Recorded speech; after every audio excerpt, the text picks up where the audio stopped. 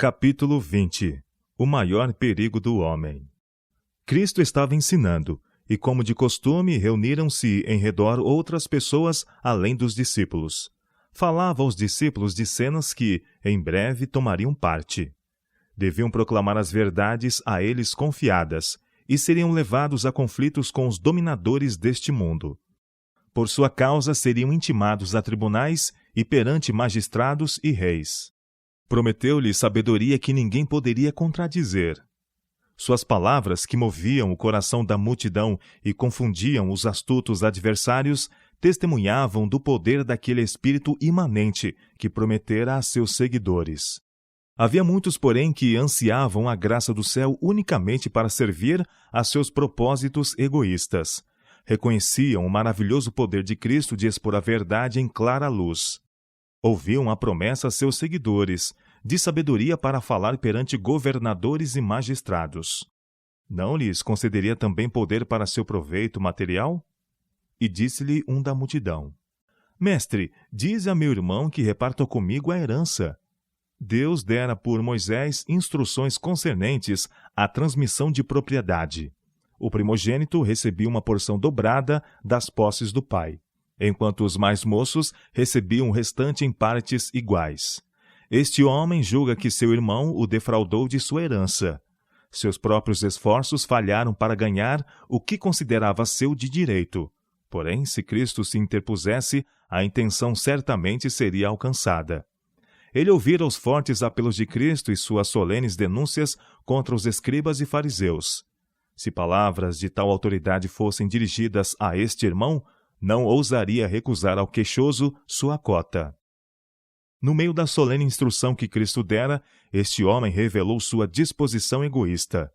Podia apreciar aquela habilidade do Senhor que serviria à promoção de seus negócios temporais. Porém, as verdades espirituais não lhe impressionavam a mente nem o coração. A obtenção da herança era o tema que o enlevava. Jesus, o Rei da Glória, que era rico, mas por nossa causa se tornou pobre, lhe estava abrindo os tesouros do amor divino. O Espírito Santo com ele pleiteava para que se tornasse herdeiro do tesouro incorruptível, incontaminável, e que se não pode murchar. 1 Pedro capítulo 1, verso 4. Vira as evidências do amor de Cristo. Agora tinha a oportunidade de falar ao grande mestre e de exprimir o mais íntimo desejo do coração. Como o homem, como o ancinho na alegoria de Bunyan, seus olhos estavam fixos na terra. Não viu a coroa sobre sua cabeça. Como Simão Mago, estimava a dádiva de Deus como meio de alcançar lucros materiais. A missão do Salvador na terra estava próxima do fim. Restavam-lhe poucos meses para concluir aquilo a que viera, isto é, estabelecer o reino de sua graça. Contudo, a cobiça humana tentava desviá-lo de sua obra para resolver a contenda sobre um pedaço de terra. Mas Jesus não podia ser distraído de sua missão. Retrucou: Homem, quem me pôs a mim por juiz ou repartidor entre vós? Jesus podia ter dito a esse homem justamente o que era correto. Sabia quem neste caso tinha razão. Porém, os irmãos estavam em desavença porque eram avarentos. Cristo disse com efeito: Não me compete a mim a tarefa de decidir controvérsias de tal espécie. Viera com outro propósito, isto é, pregar o Evangelho e assim despertar os homens para o senso das realidades eternas. Na atitude de Cristo, neste caso, há uma lição para todos os que ministram em seu nome. Quando enviou os 12, disse: E indo, pregai, dizendo: É chegado o reino dos céus. Curai os enfermos, limpai os leprosos, ressuscitai os mortos, expulsai os demônios. De graça recebestes, de graça dai. Mateus capítulo 10, versos 7 e 8. Não tinham que resolver as questões temporais do povo. Sua obra era persuadir os homens para que se reconciliassem com Deus. Nesta obra consistia seu poder para abençoar a humanidade. O único remédio para os pecados e sofrimentos dos homens é Cristo. Unicamente o Evangelho de sua graça pode curar os males que amaldiçoam a sociedade. A injustiça do rico para com o pobre e o ódio dos pobres para com os ricos, ambos têm a raiz no egoísmo, e este somente pode ser desarraigado pela submissão a Cristo. Ele, unicamente, substitui o cobiçoso coração do pecado pelo novo coração de amor. Preguem os servos de Cristo o evangelho com o Espírito enviado do céu e com ele trabalhem para o benefício dos homens. Então, há de se manifestar no abençoar e soerguer a humanidade resultados cuja consecução seria totalmente impossível pelo poder humano. Nosso Senhor bateu na raiz da questão que turbava este interlocutor e de todas as disputas semelhantes, dizendo: acautelai-vos e guardai-vos da avareza, porque a vida de qualquer não consiste na abundância do que possui. E propôs-lhes uma parábola, dizendo: a herdade de um homem rico tinha produzido com abundância. E arrazoava ele entre si, dizendo: que farei? Não tenho onde recolher os meus frutos. E disse: farei isto, derribarei os meus celeiros, e edificarei outros maiores, e ali recolherei todas as minhas novidades e os meus bens, e direi à minha alma: alma, tens em depósito muitos bens para muitos anos. Descansa, come, bebe e folga. Mas Deus lhe disse: louco, esta noite te pedirão a tua alma, e o que tens preparado, para quem será? Assim é aquele que para si ajunta tesouros, e não é rico para com Deus. Pela parábola do rico insensato, mostrou Cristo a loucura dos que fazem do mundo seu tudo. Este homem recebera tudo de Deus. Ao sol fora permitido brilhar sobre sua herdade, pois seus raios caem sobre justos e injustos. A chuva desce do céu do mesmo modo sobre maus e bons. O Senhor fizera que a vegetação florescesse e os campos produzissem abundantemente. O rico estava em perplexidade sobre o que devia fazer com a colheita. Seus celeiros estavam superabarrotados e não tinha lugar para o excedente. Não pensou em Deus, de quem viera todas as dádivas. Não reconheceu que Deus o fizera mordomo de seus bens para que socorresse os necessitados. Tinha a abençoada oportunidade de se tornar distribuidor das bênçãos de Deus.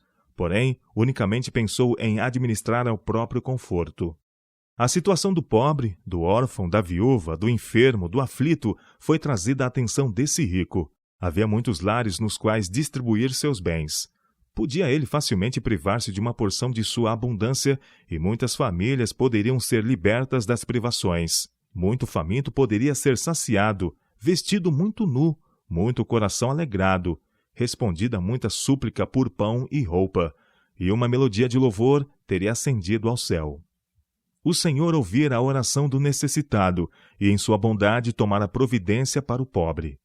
Havia na bênção outorgada ao rico a abundante provisão para a indigência de muitos. Cerrou ele, porém, o coração ao clamor do indigente e disse aos servos: farei isto, derribarei os meus celeiros e edificarei outros maiores, e ali recolherei todas as minhas novidades e os meus bens, e direi à minha alma: alma, tens em depósito muitos bens para muitos anos. Descansa, come, bebe e folga. A aspiração desse homem não era mais elevada que as das bestas que perecem. Vivia como se não houvesse Deus, nem céu, nem vida futura. Como se tudo que possuía lhe pertencesse e nada devesse a Deus nem aos homens. Descreve o salmista este rico ao dizer: disse o nécio no seu coração: não a Deus. Salmo 14, verso 1. Esse homem vivera e planejara para o eu, vê que há bastante provisão para o futuro. Nada mais lhe resta agora senão entesourar e gozar o fruto de seu trabalho. Considera-se favorecido sobre os outros homens e confere a si mesmo a honra de ter administrado sabiamente.